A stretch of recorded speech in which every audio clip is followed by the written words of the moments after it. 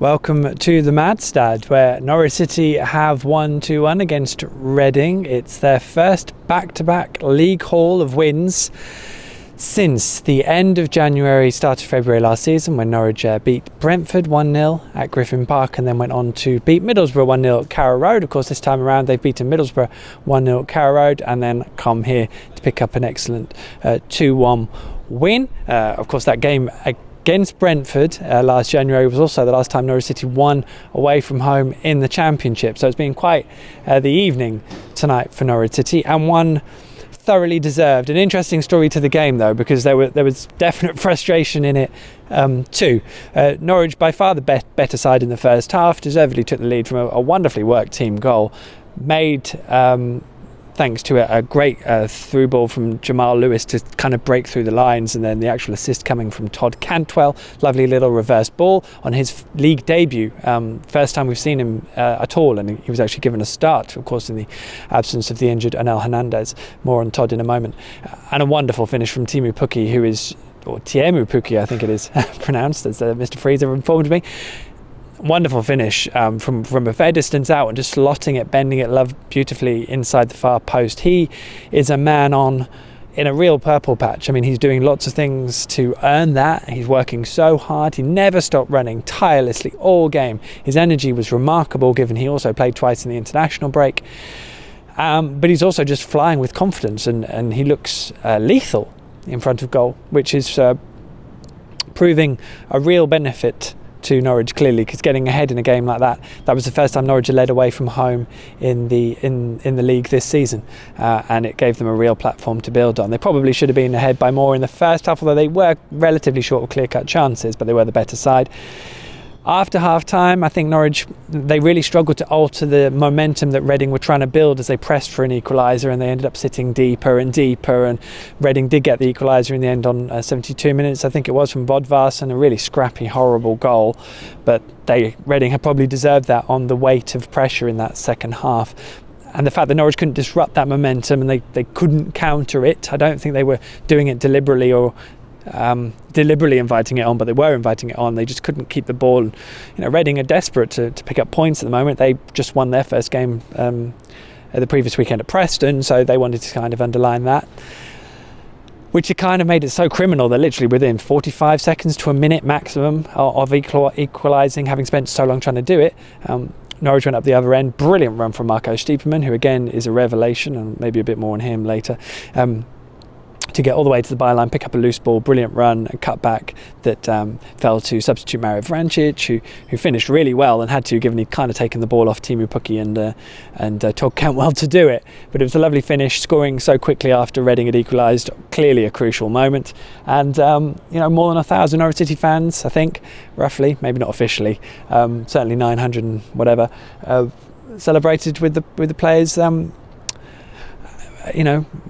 Which was a cracking goal and a cracking moment in a game, which from then on, really, Norwich ran the show. They should have probably scored a couple more.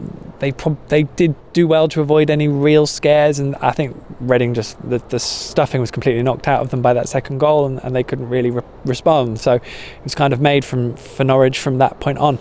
Reading clearly have got a really long season ahead of them. They were pretty woeful for most of the game. Even when they were putting the pressure on, it was kind of a weight of pressure rather than any particular quality, and they do look devoid of confidence. And I think you add into that, as I said, just the criminality of conceding a goal so soon after having worked so hard to get back into the game. I mean, they are the hallmarks of a side that's going to struggle all season against relegation. As for Norwich, it felt before the game a kind of a crucial point, all relative of course, but had Norwich have drawn, that's probably what I was expecting before the game, to be honest. Had they lost to Reading would have gone above them.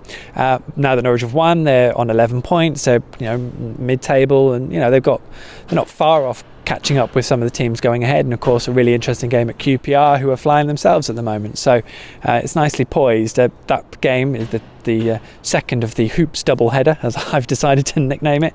That will be a test, a winnable game, but a real test for Norwich, and a test of their reserves, given they are down on energy. I'm sure they've just had an international break, but their injury hit, and they've had to put a lot of effort in today, and they did against Middlesbrough too.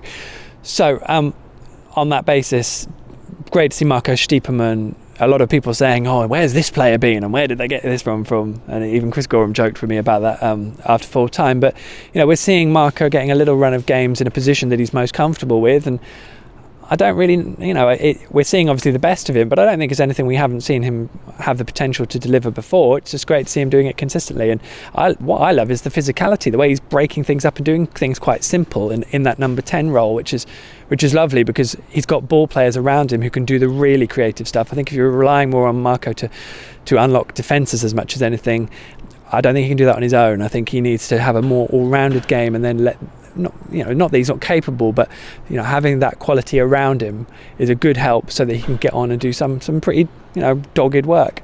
Some really good performances all round. Christoph Zimmermann was superb, and Tim Klose at the back. I thought both fullbacks, Max Aarons and Jamal Lewis, did really well. Norwich had two really young flanks, and they did really well. They did get turned once or twice by Sonia Luko, but that's all part of the learning curve. I wouldn't say there's any particular obvious mistakes. They're doing really well, those two. Todd Cantwell, for me, slipping in like this, he's now a serious first team option. The way he played, his discipline, he was sensible but also creative. Just a little, he was knackered by the end of it, and there were a couple of times when it was Timu Pukki who was sprinting past him to chase a break rather than Todd being able to run himself. And whether that's just a fitness issue or a determination issue, I don't know. Fair play, it's his first 90 minutes. I'm sure he was running on adrenaline for a lot of it. So, but no real complaints about his performance. For a debut, he was excellent. And just gives Norwich a nice little platform. I feel like they're doing things. Mario Vrancic, when he came on in the second half, I thought he put himself about, scored a brilliant goal, linked the play really well, and it was like what we were seeing at the end of last season from Mario, which was good to see. So I just get the impression at the moment, and I know lots of people saw the Middlesbrough game as a kind of revelatory performance, Norwich are just doing what they were doing before, but they're just doing it better, and there's a better balance to the side at the moment, and of course they're now also playing with confidence. So all of those things can build momentum. Again, at this point you're just waiting to tick the games on and see what comes next. So QPR will be a really interesting one late on Saturday evening in front of the Sky cameras, and of course QPR had a great result tonight too. So it's a nice little game for Norwich to tuck into and see if they can keep this momentum going and remain resolute at the back, as they just about were, and this attacking threat, which I think is altering the dynamic of how Norwich are doing things, because I can tell you, I know they're playing a patient game and sometimes they're playing it amongst themselves a little bit, but I am so much happier looking at them and seeing what they're trying to do going forwards. There's a much more purpose about how they're moving the ball around and trying to open up spaces. It's very different really in terms of what we were seeing for much of last year. Of course, this time around Norwich have got to make sure that it's not just a September that they look good for, but a bit more of a prolonged period. So since the international break, that's 6 points, 2 very healthy wins, and I know one old man who would be looking down at those two wins with a big broad smile on his face. Much more at PinkUn.com, of course, reaction and analysis tonight, and of course we'll have all the build up to the game at Loftus Road ahead of the weekend. PinkUn.com.